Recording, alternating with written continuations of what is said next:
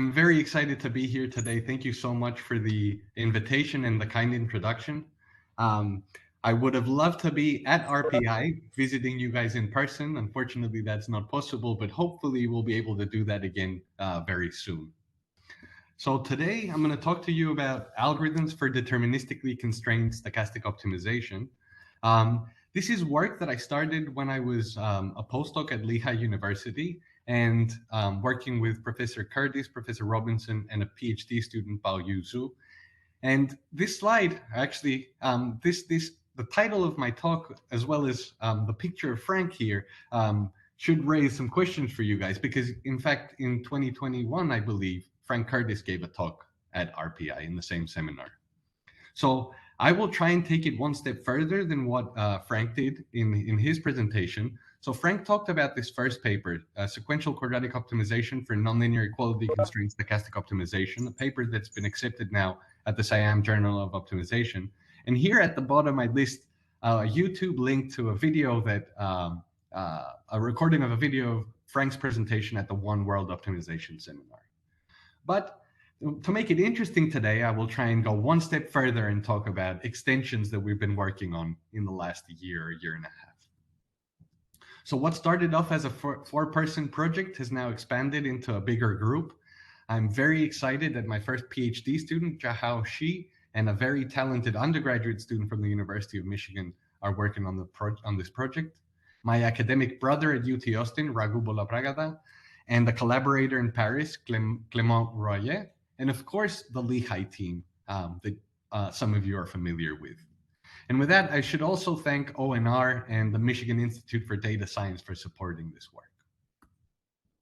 So this is an outline of my presentation today. Please feel free to stop me if you have any questions along the way. I'll start off with a brief motivation and overview. I'll talk about SQP and stochastic gradient method to set the stage. I'll talk about adaptive and adaptive stochastic SQP. And a lot of the slides that you'll see that I'll be presenting up until part 4 are slides that you guys have probably seen during Frank's presentation. And then for the second half, I'll talk about extensions and then finish off with some final remarks and even more extensions. So looking at this deterministic constraint optimization problem, I don't think I need to really motivate it to this crowd. Such problems are ubiquitous and arise in a plethora of applications in science and engineering and other fields. Now, if we think about the background of solving such problems, we have a lot of algorithms. So we have classes of algorithms that are very efficient in solving such problems. For example, penalty methods, SQP methods, and interior point methods. Together with these algorithms, we have comprehensive theory, even for the cases when bad things can happen. For example, we don't have constraint qualifications. And what's great is that we also have effective solvers. So open source and other solvers such as IPOpt, Nitro, Lancelot, and SNOpt. Today in my presentation, I want to focus on a slightly different constraint optimization problem where the objective function has stochasticity. So this is what we call a constraint stochastic optimization problem, where we have an objective function that's stochastic here. It's an expectation subject to deterministic equality and inequality constraints. One of the main reasons we started working in this field is because there's a plethora of applications where such problems arise, some of which are constrained deep neural networks, optimal power flow, portfolio optimization, and PDE constraint optimization. Now, what am I going to talk to you guys about today? So we're going to focus on equality constraint stochastic optimization problems. So I dropped the inequality constraints. We're going to make the following assumptions. First, that we're in the fully stochastic regime, meaning that we're only going to be able to prove convergence and expectation, and we cannot diminish the stochasticity. So we can't sample more to get more accurate gradients and so on and so forth. For the first part of the talk, I'm going to assume that constraint qualifications hold. I'm going to make two assumptions about algorithms that we're going to try and develop. The one is that feasible methods are not tractable, and so projection type methods are not going to be algorithms that we consider. And also two-phase methods, we're going to assume that they're not effective. So methods that first get feasible and then optimal, or vice versa, we're not going to consider those types of methods either. And so the goal is to develop a stochastic constraint optimization method based on the SQP, or sequential quadratic programming paradigm, for the fully stochastic regime. And so that's my first goal. And then the second goal is to present some extensions. We're going to relax constraint qualifications. We're going to do inexact solves, and we're going to do adaptive sampling. And also we'll be able to do variance reduction as well. So I just want to start off with just a bit of background about the stochastic gradient method and SQP paradigm, just to make sure that we're all on the same page in terms of notation and the algorithms and the expectations. So suppose we're trying to solve an unconstrained stochastic optimization problem of the form that's written on this slide. And one of the canonical algorithms to use is the SG method, the stochastic gradient method. At every iteration, what the stochastic gradient method does is it computes a realization of a stochastic gradient. I call that G bar K. And then we update our iterate by moving along the negative gradient, stochastic gradient approximation a distance alpha K away. And so it's a very, very simple algorithm. Now, under simple and reasonable assumptions, for example, that the gradient is Lipschitz continuous and that we have an unbiased gradient estimator with bounded variance, when we start to do the analysis of the stochastic gradient method, a complication arises almost after 2 or 3 lines of analysis. And what we get is we get a bound that looks like the following, where we have on the left-hand side of the inequality, we have the optimality gap, and that's an expectation. And that's less than or equal to 2 terms on the right-hand side. One term that is deterministic, it is negative, and it depends on alpha K, the step size. And one term that is positive, it's based on stochastic quantities, and it depends on alpha K squared. So when we look at this inequality, this is why I, and Professor Cardis as well, likes to say that the stochastic gradient method is not a descent method. It's a descent method in expectation. Now, on the right-hand side, we have a negative term and a positive term. We want the function to reduce, possibly at every iteration. So we have a problem. It seems like we have a problem because of the positive term. Well, the saving grace is the fact that the negative term is related to alpha and the positive term is related to alpha squared. And so just informally, one can do analysis of this algorithm under the assumptions that I showed on the previous slide. And one can show results if you choose a fixed short step, which is the first result that I show here, alpha K is equal to 1 over L. In that case, we can show that the average, in expectation, the average norm squared of the gradient is going to a region that's bounded by M, where M is the variance in our gradient approximation. And then if we actually choose a diminishing step size sequence, similar to what Robbins and Monroe proposed, then we get a result that shows that the lim inf of the expected value of the norm squared of the gradient is going to 0. So essentially saying that there exists a subsequence that's going to a point where the gradient is small.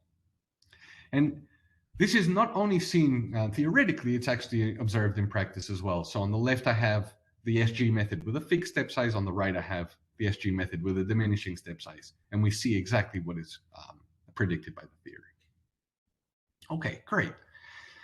That was when we had a stochastic unconstrained optimization problem. Well, let's think about the constraint case, and let's take a step back and remove the stochasticity for a moment. So suppose that we're trying to solve this equality constraint deterministic optimization problem. One of the approaches that one can use is the SQP paradigm, or sequential quadratic programming paradigm. And one can think about this type of approach as follows. At every iteration, so given an iterate xk, what the algorithm will do is it will build a quadratic approximation of the objective function that's written right here up top, subject to a linear approximation of the constraints. And we're going to try and solve that subproblem at every iteration to get our direction dk, which we're moving in.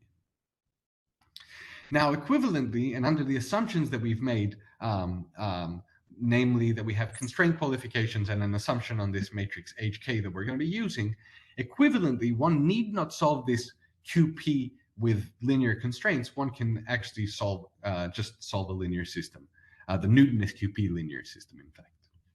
And so at every iteration, what we're going to do is we're going to build a linear system of this form, and we're going to solve for dk and yk, where yk are the Lagrangian multipliers.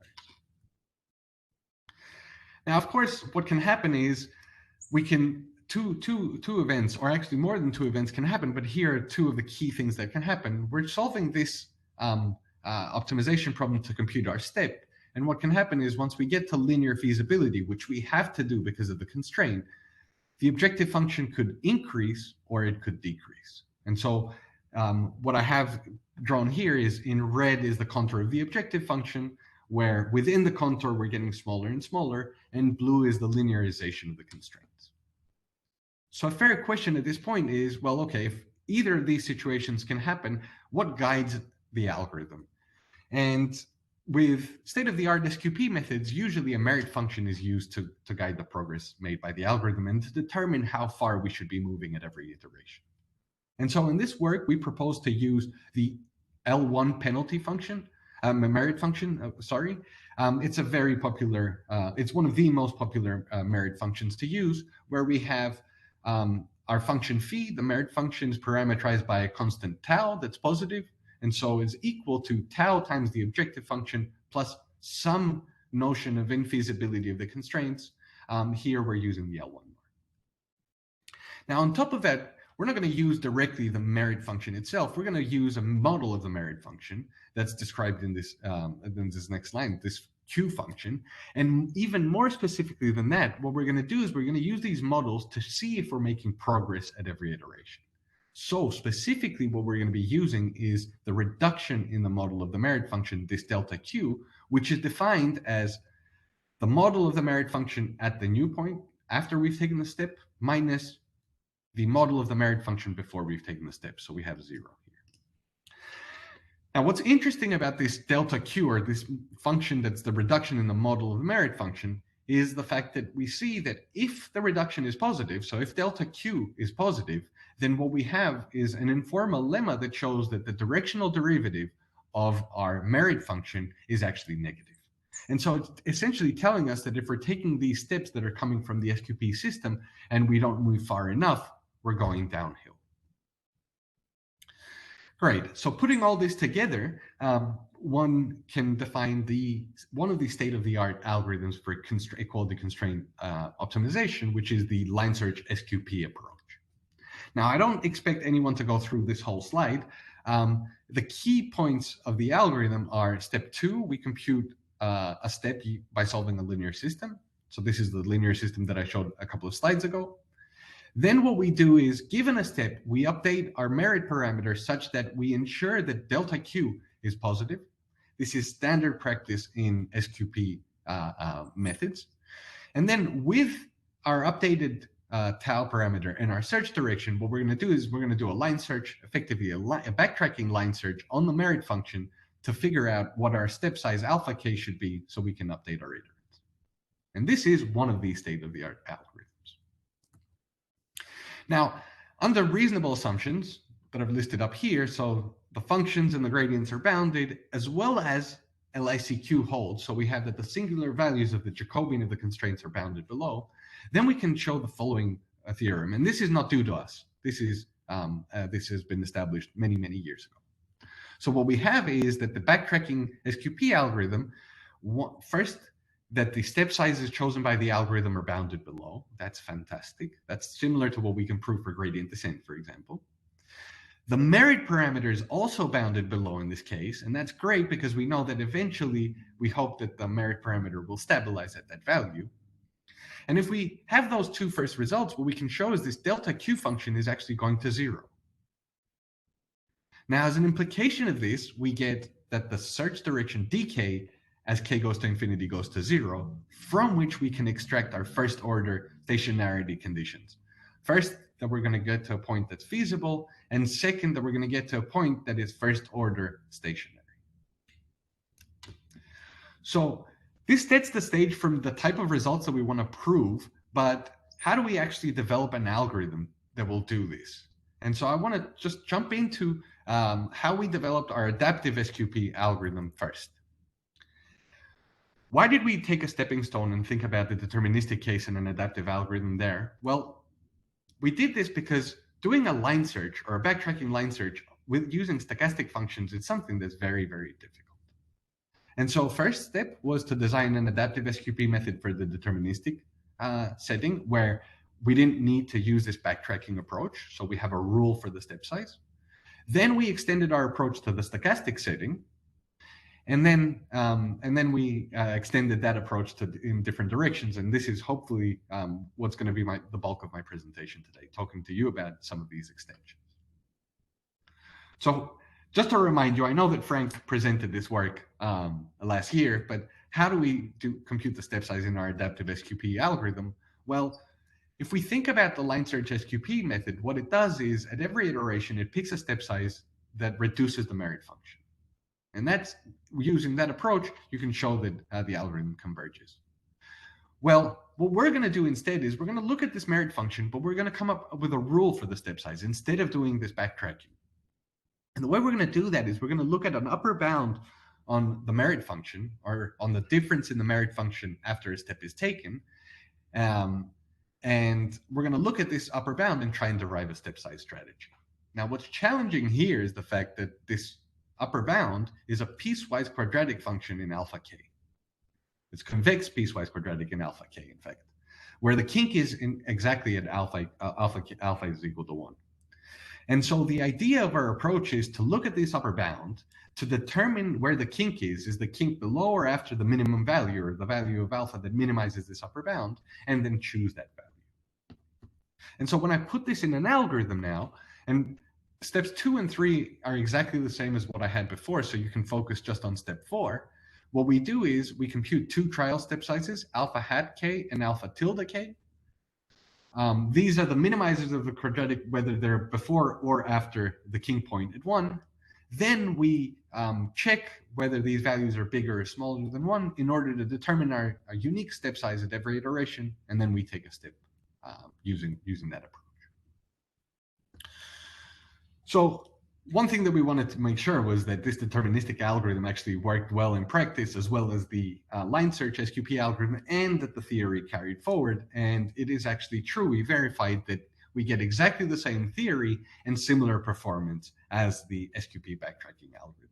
So by using this rule, we didn't really break our method. We didn't make our method worse. So with that was optimistic. And so that made us think positively about how can we do the same thing, but now in the stochastic setting. So this is the problem that we really wanted to solve at the beginning. Minimize some expectations subject to equality constraints, subject to a set of equality constraints. The assumption that we're going to make is the same that I made when I was showing results for the stochastic gradient method. We're going to assume that the gradient approximation is unbiased and that the variance is bounded. And we're going to compute our step at every iteration using exactly the same linear system as we had in the deterministic case, except for the fact that now on the right-hand side, instead of having the true gradient, we have the stochastic gradient instead. Now, one observation that I want to make here is that due to the assumptions that we made on HK, so this is a matrix that we're using to approximate the Hessian of the Lagrangian, and we're assuming in this work that it's deterministic. And under that assumption, what we have is that when we look at this linear system, the only thing that's stochastic is the right-hand side.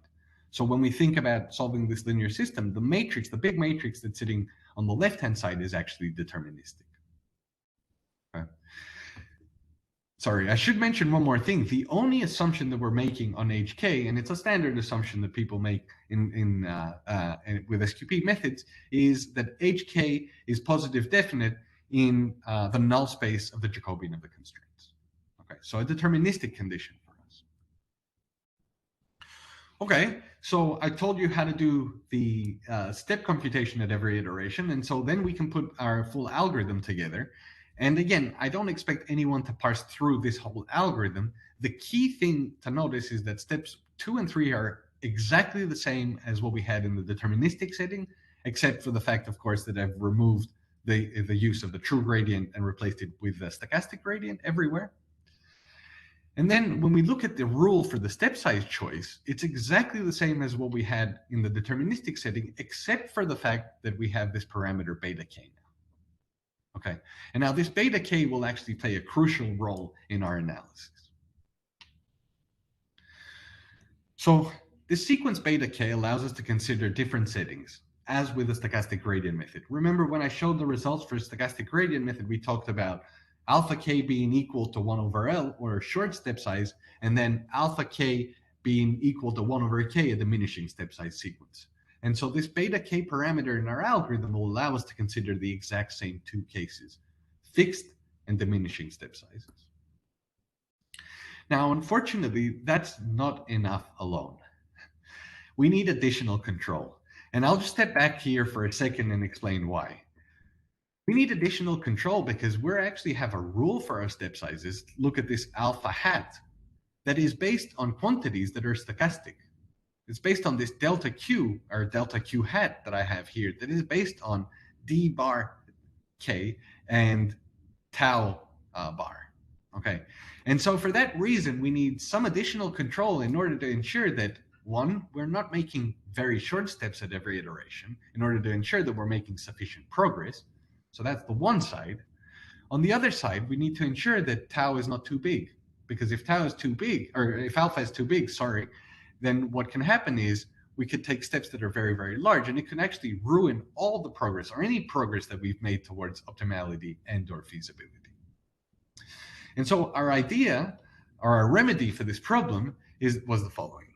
What we're going to do is we're going to compute our estimates alpha hat and alpha tilde, and then we're going to project those quantities on an interval. And so this interval is given right here. The important things about these intervals are the following: that it's lower bounded by a constant that depends on beta, and that the difference between the lower bound and the upper bound of this projection interval is bounded by something that looks like beta k squared. Now, of course, one might say, well, okay, so you have this parameter theta, and how does this parameter theta need to be chosen? And in fact, in our theory, we show that theta can be any positive number. In our experiments, we used really, really large numbers here because we didn't want to be projecting back too much. And so we used theta to be equal to 10,000. But any value of theta would do. And of course, this does get reflected in our analysis. So the bigger the theta, the worse the result that we can get. In fact, the bigger the theta, the smaller the alphas that we need.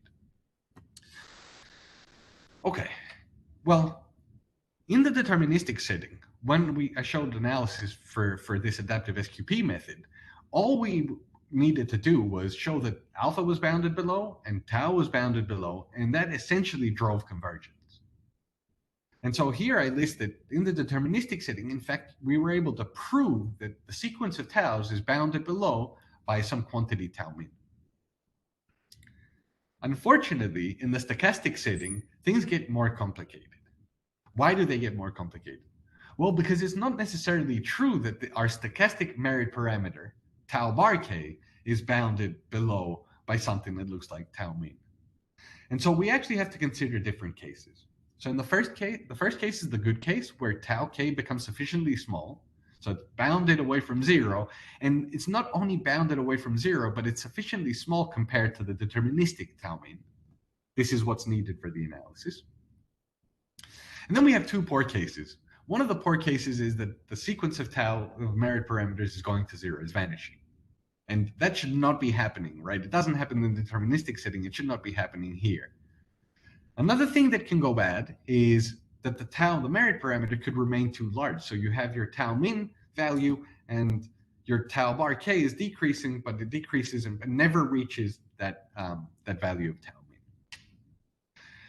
I should mention that these poor cases only exist because of the use of the stochastic gradients. So there's nothing else that is causing these problems. And so maybe if we control our stochastic gradients in a way, then we can control these bad cases. And so I'm going to skip some of the preliminary lemmas that we had and go straight to the main results of the paper so that I can jump ahead and then talk about extensions. And so the first result that I show up here is our main theorem under the good merit parameter behavior. And so what do I mean by that? Is that tau bar k, the sequence of stochastic merit parameters, eventually remains fixed at a sufficiently small value as compared to tau min.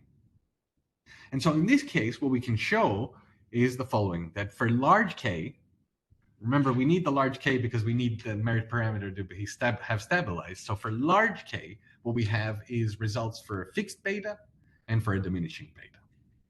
And so when we use a fixed beta, what we have is a result that looks like the result that we had for the stochastic gradient method with a fixed beta, or a fixed alpha in that case, sorry.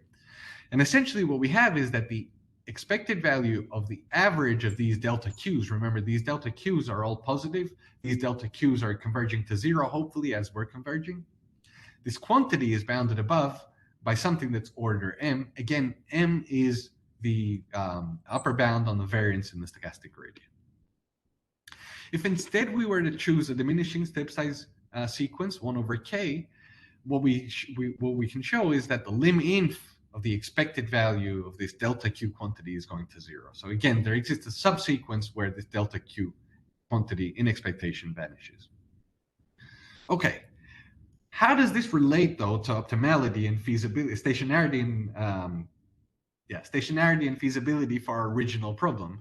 And so the key result, or a corollary of this main theorem that we have, is the following, where we've replaced now delta q by something that looks like first order stationarity plus feasibility.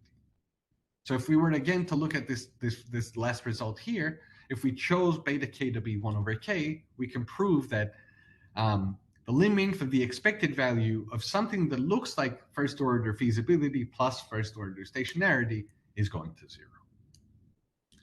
Now, when we looked at these results and we said, well, this is the best that we can do, right, in this setting, and so we were very satisfied with these results. The question, of course, was, how do we know that we're in the a good merit parameter case? And the answer is we don't. And so we have results for what happens there. And so poor merit parameter behavior, remember, it could be that the merit parameter remains too large or that it vanishes. And so what we showed in the paper is the following, that if the stochastic gradient approximation is symmetric with mean the true gradient, then the first poor behavior only occurs with probability 0. So that is kind of good. And then the second result that we were able to show for the other bad case where tau is going to 0, well, here we couldn't rule that case out. So under reasonable assumption, so we added an extra assumption on these gradient approximations that we're using, we showed that this event cannot occur. Now, even removing that stronger assumption that we used, we believe that we could be able to prove this result if we had distributions that don't have heavy tails. But we haven't gotten into that, and that's something that I'm very, very, very interested in pursuing and thinking about. How can we change? What can we prove about the dynamics of the behavior of the merit parameters under different distributional assumptions on the stochastic gradient approximations? Can I ask a question to clarify something? Absolutely. So for your stochastic case, you still use the same merit function as the deterministic case? Yes. But you only have the stochastic gradient, not the deterministic gradient of f, right? Yeah, absolutely. Great, fantastic question. So let me just go back here to the merit function 1 minute, and then I'll. Oops, sorry.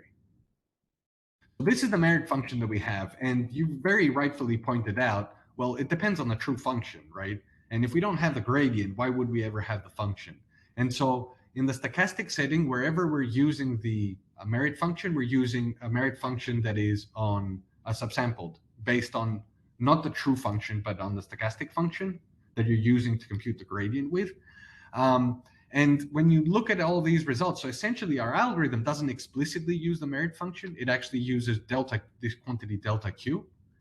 And so very rightfully you said, well, okay, this requires the true gradient, right? So how are you using it? We're not using the true gradient there. We're replacing this true gradient here with g bar. So we're using the stochastic gradient instead of the true gradient. Okay, so your algorithm, like the change of the merit function, you just replace the deterministic gradient by the stochastic gradient. Yeah. Somehow use a stochastic estimate.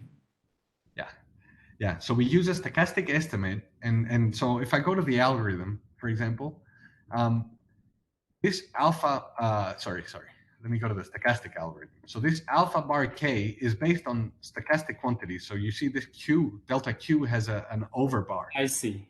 And so it's based on stochastic quantities, and this is what causes all the trouble with the algorithm and why we need to have this projection interval. I see. Thanks. Really, really great question. Thank you. Okay. Yeah, so in the good merit parameter behavior, we can prove exactly what we want. In the bad merit parameter behavior, we need to be a bit careful with what we can say. That being said, we ran experiments, and we never actually saw the bad merit parameter behavior happening. So we never saw the merit parameter stabilized at a value that was too large or actually vanished. And so let me just show you a couple of results. I know again that Frank showed these results a year ago. So what we did is we took the cube problems and we added noise to the gradient, and we added different noise levels. We chose 49 problems, all the problems for which m plus n was less than or equal to 1,000. So the number of variables in our problem plus the number of constraints was less than 1,000, and where LICQ holds. And what we did is we ran every single problem 10 times, so 10 different random seeds. So the starting points were given, but the realizations of the gradients is what caused the stochasticity. And what we did is we compared the stochastic SQP method, and we gave it a budget of 10,000 iteration against the stochastic subgradient method. And so what do I mean by a stochastic subgradient method? What we mean here is we take the merit function phi, it's a non-smooth problem, and what we're going to do is we're going to apply the stochastic gradient method on that function itself. And so we gave the stochastic subgradient method 10 times the number of iterations, and also because we didn't have an adaptive approach for selecting the tau, we actually tuned over 11 different values of tau. So when you think about it, the tuning effort that we expended for the stochastic subgradient method was 110 times larger than for our method. And we did this for two reasons. One, our stochastic SQP method is not as cheap as the stochastic subgradient method. Remember, we had to solve a linear system at every iteration. And so that's why we gave it the benefit of the doubt. The second reason was that when we ran the stochastic subgradient method to 10 to the 3 or 1,000 iterations, then the results were really, really bad for the stochastic subgradient method. So we wanted to give that method the benefit of the doubt. And so here on the bottom, what I show is two plots where on the left we have feasibility error, on the right we have optimality error, and on the x-axis we have different noise levels. So 10 to the minus 8, 10 to the minus 4, all the way up till 10 to the minus 1. And so for each noise level, we have a box plot for one for the stochastic SQP method in blue, and then one in about the stochastic subgradient method in red. And so we're trying to get both of these metrics as small as possible, and so lower is better. And what we observe is that for both feasibility and optimality, it seems like the stochastic SQP method performs significantly better than the stochastic subgradient. Okay. Great. So that's encouraging. We developed an algorithm that seems to outperform a naive stochastic subgradient method in the restrictive case of having just equality constraints where LICQ held. And so I want to pause here and see if there's any questions. If not, I'll proceed to talk about extensions. Okay. So let me talk about a couple of extensions that we've been working on in the last year and a half. These are very exciting to me because, for example, it's the work that I've been doing with my first PhD student, and I'll talk a bit about that. So the first extension that we've worked on is on relaxing constraint qualifications. So on the first part of the talk, we assume that f, the function and its gradient, the constraint and its Jacobian are bounded and Lipschitz continuous, and we also assume that the singular values of the Jacobian were bounded below. So LICQ holds. Now, in this second part, we're going to relax that assumption. We're not going to assume that the singular values are bounded below. And of course, this will bring up major challenges. First challenge being that stationarity is no longer necessary. And that's unfortunate because that was a very, very nice feature that allowed us to prove strong results in what I showed before. The second thing is that now we may have constraints where the problem may be infeasible. And so what are we going to be able to say in that setting? And so what changes really what changes is actually the algorithm itself. The algorithm is going to be a more sophisticated and more complex algorithm where we change the search direction computation as well as the step size update. And the other thing that's going to change is the theory. So we're going to have to be able to prove, or we're going to hope to be able to prove that if the problem is infeasible, that we are actually converging to an infeasible stationary point. And so this is a work that's already been submitted. So it's work with, again, Frank Curtis, Daniel Robinson, and Mike O'Neill at Lehigh University. And so let me just show you the changes that we made to the algorithm. So the first change was, instead of solving the linear system directly to get our step d bar and d bar k and y bar k, what we do is we use a step decomposition following the Bird-Imogicun approach. So what we're going to do is we're going to decompose our search direction dk into a normal component and tangential component, and we're going to compute these separately. First, we're going to get our normal component by solving a truss region subproblem, or what looks like a truss region subproblem, by solving this problem right here. Then, given our solution v, or vk, the normal step, what we do is we modify our linear system and minimize the model of the objective function subject to remaining in a null space of the constraints, essentially. And so that results into the following linear system that we saw. On top of that, we need to be more careful, in fact. So it's not enough just to do your step decomposition in this manner. Remember, in the first part of the talk, I showed that the step size selection, beta k, and control, and we projected onto an interval that looked as what I have up there. Now, when we don't have LICQ anymore, we have a similar adaptive rule, but we need to be more careful. And this is required not only for the theory. In practice, we also saw that this was important. And so, well, how do we do this? Well, first, we're going to compute our normal and tangential steps, and we're going to determine if the step is normally or tangentially dominated by looking at whether the norm of uk is bigger or smaller than something that's related to vk. And based on which case we're in, we're going to have a different step size rule. Notice that the only thing that changes is that when we're normally dominated, we have a tau k up on top, which is exactly what we had in the case when LICQ held. The modification is only important when our normal step is when our step is normally dominated, in which case we need to be careful and remove the tau k from the numerator of our bounds. Now, I should mention that this C, and sorry for the typo, this should say CK, is user-defined and is adaptive.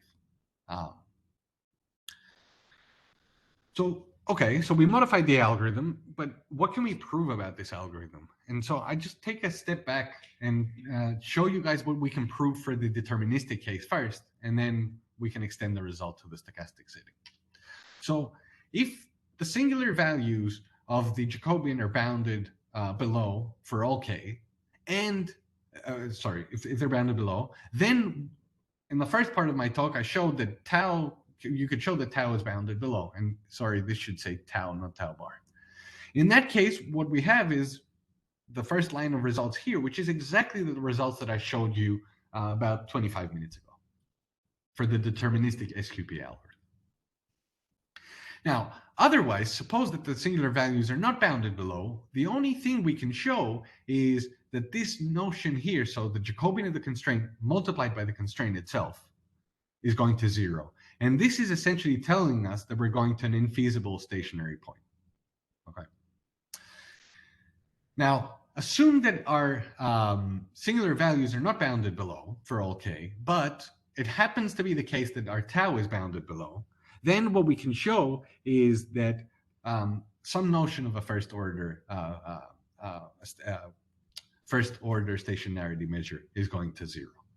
So the form of the results here is very different and really depends on what's happening with the singular values of the Jacobian, but also what's happening with our merit parameter. And so let's see how we can extend this result to our setting. Again, this is what I had in the first part of the talk, where we had a LICQ. In the deterministic case, we could bound our merit parameter from below. In the stochastic setting, we had one good case and then two bad cases that we had to deal with. Unfortunately, when we remove LICQ, now it becomes even more complex. Because now what can happen? Well, in the deterministic case, tau can vanish. That's an outcome that is possible in the algorithm. We have a case here, what I've labeled now a good case of the merit parameter vanishing, and that's when it vanishes due to the rank deficiency, right? And so what's difficult here is the fact that not only do we have bad cases or poor cases, but we also have a poor case, and we have a case where tau is vanishing, and we don't know, we can't distinguish if it's vanishing due to rank deficiency or it's vanishing because of our bad stochastic gradients. Again, though, I can make the claim that when the performance is poor, that happens solely due to the stochastic gradients. Okay, so let's see what we can prove. And again, it's going to be something that we're going to prove based on conditions, where we're going to start adding conditions to prove our full results. So we start off with saying that if tau eventually remains small, so if the stochastic merit parameter eventually remains small, then for large enough k, what we have here is result for a fixed step size and a diminishing step size sequence. And notice that what we have as a result here seems very similar to what we had before. So what changed? Well, there is a slight change here that is very important. The fact that in the second term on the right hand, the second term in these bounds is actually the Jacobian of the constraint multiplied by the constraint itself. Whereas when we had LICQ hold, or when we had that the Jacobian, the singular values of the Jacobian were bounded away from zero, this quantity here reduced to just some notion of feasibility, so just norm C. Notice that this quantity here going to zero does not mean that the constraint is going to be feasible. It does not mean that C is going to zero. But just to make this a bit more concrete, well, okay, so if I now assume further that the singular values of the Jacobian are bounded away, we prove the same result as I showed maybe 20 minutes ago. So this is the same result that we have as what we had in the first part of the talk, up to constants. But essentially, this is a sanity check for us. This was a sanity check. If the merit parameter stabilizes and you happen to have a run of the algorithm where the singular values are bounded away from zero, then it makes sense that we would be able to get the same exact result. Okay.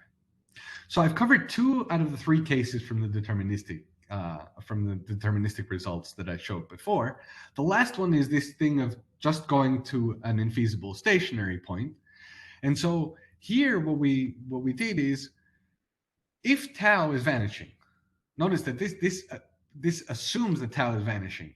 If tau vanishes and we have a bound on the stochastic gradient that's now no longer stochastic but is deterministic, so g bar k minus the gradient is deterministically bounded above by m, then what we can show is that with a fixed step size strategy, so where beta is equal to beta k is equal to beta, then we can show that these iterates are converging to a point, or there exists a subsequence that's going to an infeasible stationary point. So with that, we've covered all the analogs that I showed of the results that I showed in the deterministic setting, and of course, for one of the results, we had to make a stronger assumption to make this work, and this one's the last one that I have here. In practice,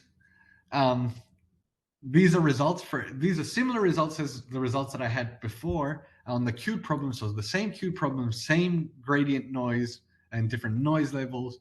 The only thing that's different here is that we went to the constraints and we added a redundant constraint to make sure that LICQ does not hold.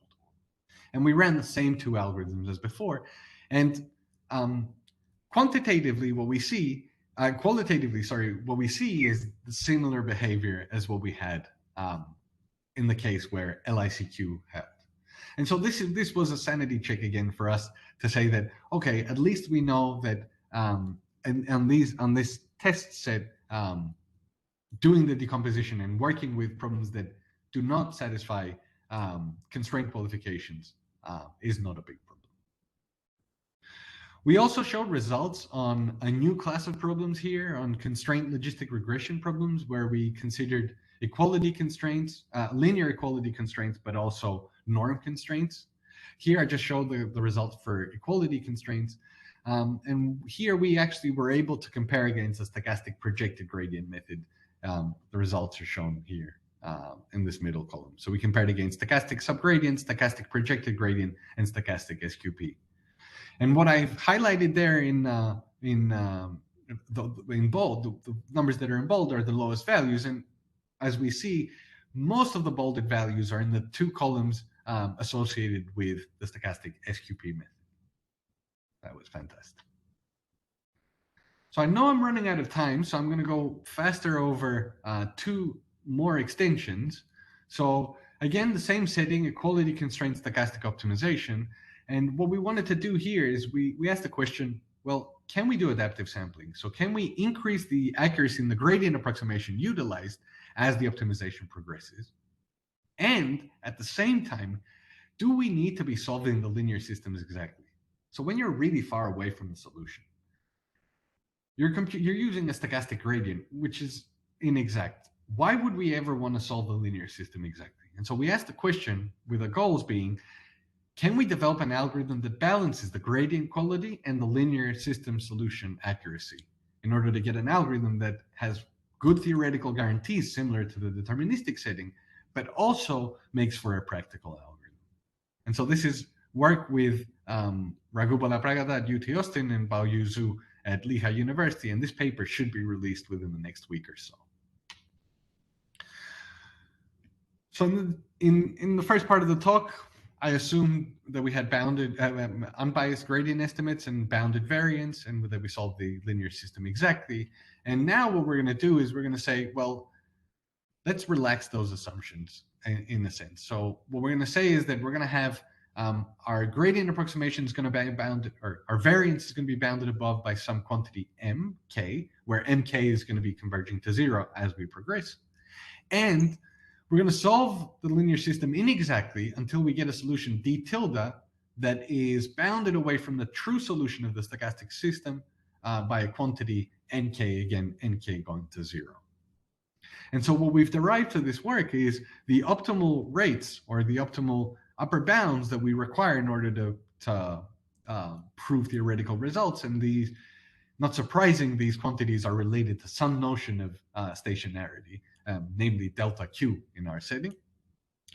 The nice thing is that essentially you're doing variance reduction as you're moving along and as you're getting closer and closer to the solution. So this no longer requires this projection. The theory is analogous to the deterministic setting, so it's really nice and clean. And in practice, we see that there is a benefit to using this approach.